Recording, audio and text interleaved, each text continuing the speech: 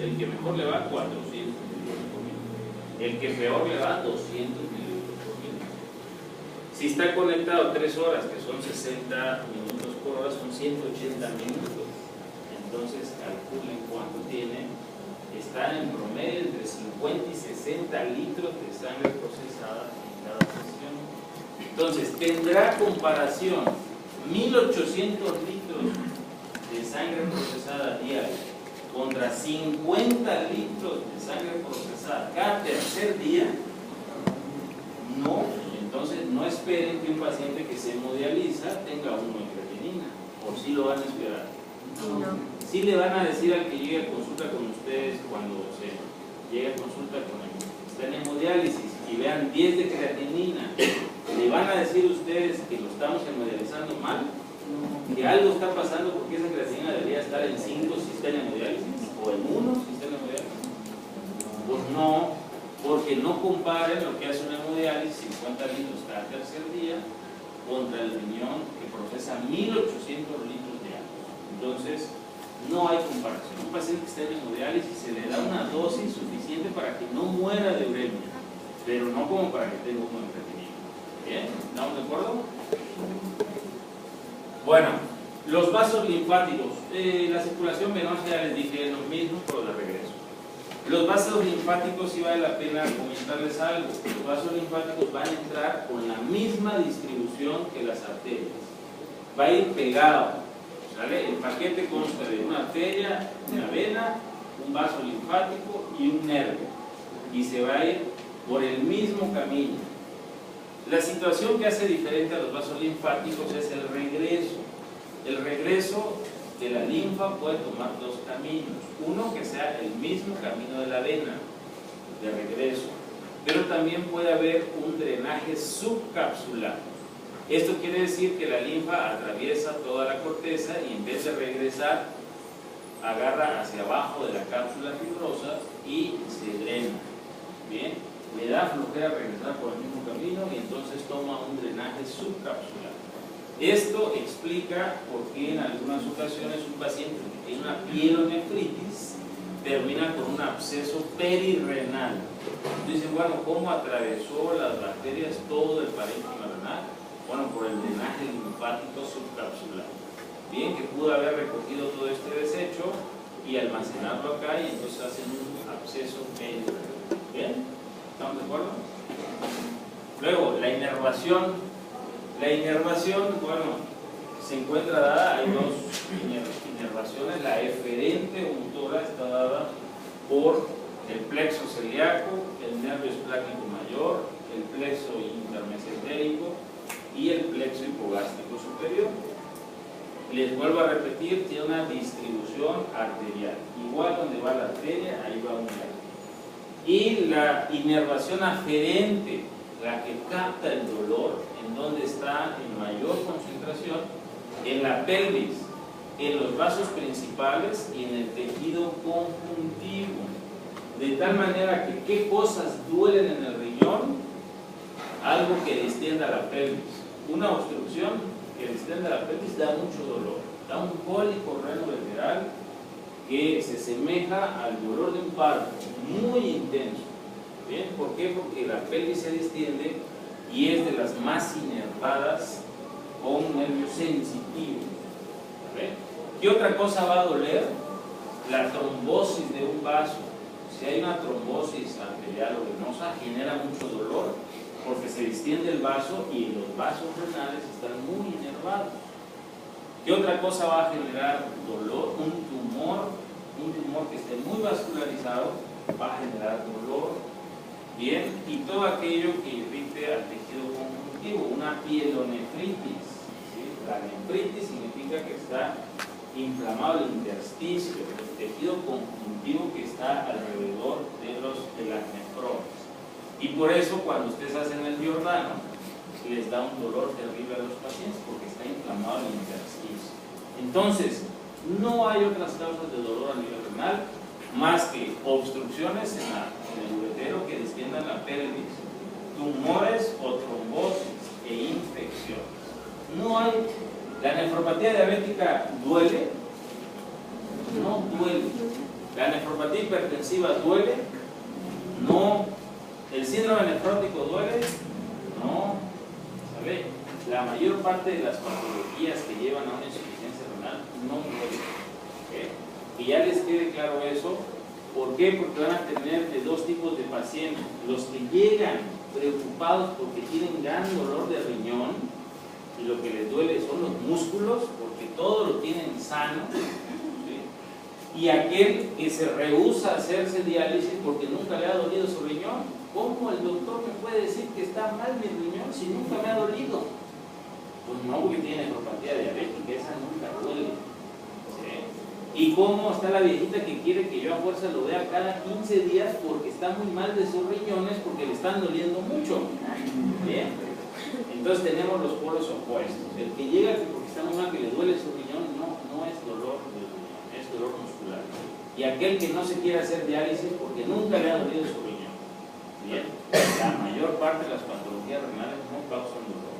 Bien, ¿estamos de acuerdo? Son asintomáticas. Y bueno, ahora nos vamos ya a la anatomía microscópica. Todo lo que estuvimos viendo fue anatomía macroscópica. La nefrona es la unidad anatomo-funcional del riñón, es la estructura importante del riñón, la que va a hacer todas las funciones de este órgano. ¿Cuántas nefronas tenemos? Pues esa es el rango de nefronas que tenemos, de 0.4 a 1.2 por 10 a la 6. Esto quiere decir que tenemos entre 400.000 y 1.2 millones de nefronas en cada riñón. ¿De qué va a depender esto? Bueno, de que no haya ninguna distracción en nuestra organogénesis y que hayamos llegado a término y con buen peso a nuestro nacimiento. De lo contrario, pueden haber menos nefronas en condiciones adversas. Pero normalmente, grábense ustedes que tenemos 1 millón de nefronas en cada riñón. Bien. Ahora, ¿cuáles son los componentes de la nefrona? Bueno, va a haber un corpúsculo que está constituido por un glomérulo o capilar glomerular y una cápsula de Bowman y una serie de estructuras tubulares que se dividen, según su función, en túbulo proximal, asa de Henle, túbulo distal, túbulo conector, con N de conectar, y túbulo colector, con L de colectar, de cachar. ¿Bien? ¿Están de acuerdo? Uno es conectar, el otro cachar, conectar. ¿Bien? Bueno, vamos a tener dos tipos de nefronas. Lamentablemente aquí ya no van a ver las otras nefronas. Las de asa larga, ¿sí?, que son estas, y que son también las nefronas que las van a leer como yuxtamedulares. Yuxtamedulares quiere decir que están muy pegadas a la médula, que no están hasta la superficie. Estas nefronas yuxtamedulares son nefronas de asa larga. Llegan casi hasta la papila, su asa de Henle. Y tenemos otras nefronas de asa corta, que son las que están en la superficie, su glomérulo está en la superficie, y su asa de Henle está más o menos por acá. Vean, aquí está nada más el perfil, alcanzan a ver, ¿ok? Entonces, estas son nefronas de asa corta, estas nefronas de asa larga, o también llamadas yuxtamedulares. En el riñón humano hay 7 veces más nefronas, ¿sí?, de asa corta que de asa larga. La mayor cantidad de nefronas son como la que está aquí, lamentablemente no se puede. ¿Bien? ¿Estamos de acuerdo? Finalmente, las dos cumplen prácticamente las mismas funciones. Bueno, está bloqueando mucho esto, pero este es el glomérulo. El diámetro más o menos del glomérulo es de 200 micrómetros. Bien. ¿Cuáles son las estructuras importantes del glomérulo?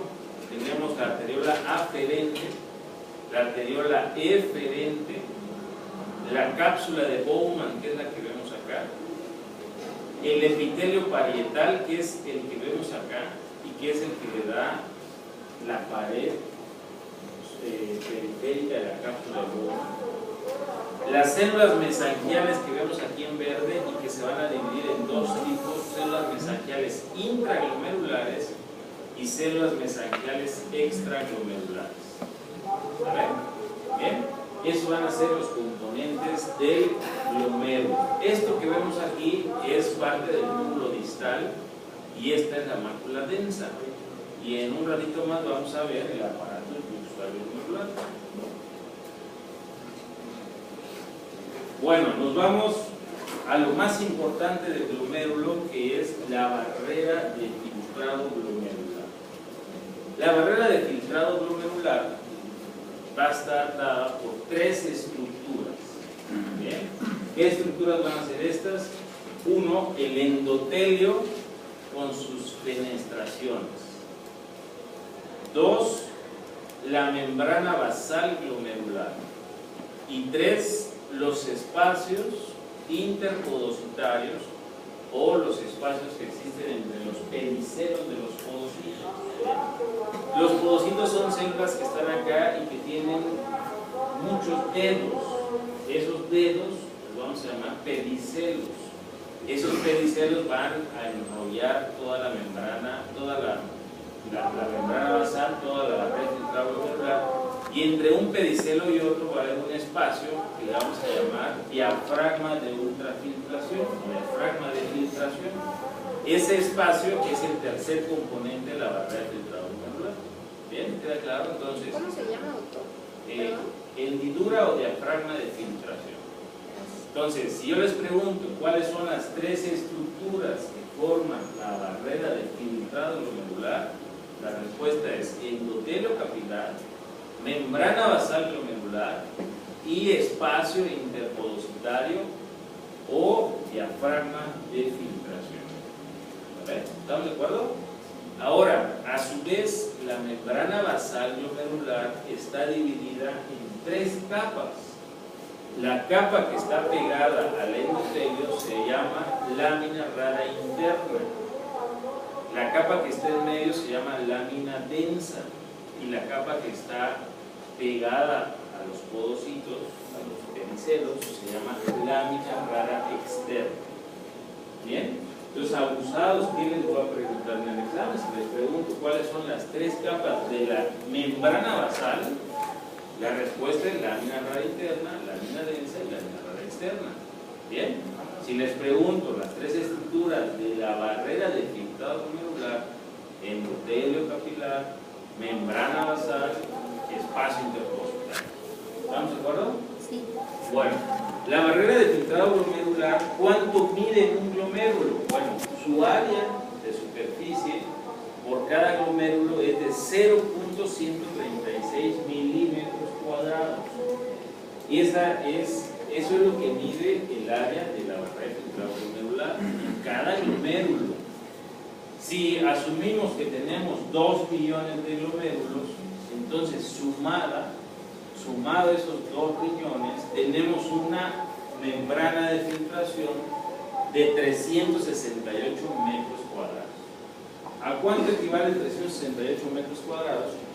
Pues prácticamente equivale a lo que mide una cancha de tenis. Entonces, ¿se dan cuenta? Su majestad del riñón tiene una membrana de filtrado del tamaño de una cancha de tenis y pasan por ella una pipa de sangre de 1800 litros. Entonces, ¿se dan cuenta de la capacidad de filtrado glomerular que tenemos? Muy alta. Tan alta que es posible vivir con un solo riñón, y el que está sano le quitamos un riñón y se lo damos a otro que no tiene, y entonces viven dos, un riñón en cada uno. ¿Bien? Por esta barrera tan amplia y esa cantidad de sangre tan importante que pasa por ahí. ¿Se acuerdan que les hacía la analogía con un paciente en hemodiálisis? Y les decía que el paciente en hemodiálisis le lavamos o le procesamos, es la palabra más adecuada, en promedio 50 litros de sangre en una sesión. Ahora yo les pregunto, ¿cuánto creen que mide el filtro de polisulfona que le ponemos a la máquina de hemodiálisis? O sea, pasan 50 litros, ¿a través de qué membrana? ¿Cuánto mide, doctor? ¿Un número? 4 metros. Doctor, ¿cuánto crees que mide el filtro de hemodiálisis? 2 metros. Doctor, 5, bueno, mide 1.8 metros. Eso es lo que... Entonces, imagínense, comparar 368 metros contra 1.8 metros, imposible. Les vuelvo a repetir, pacientes que están en diálisis peritoneal o hemodiálisis nunca van a tener uno de crecimiento. ¿Okay? Esos pacientes tienen en promedio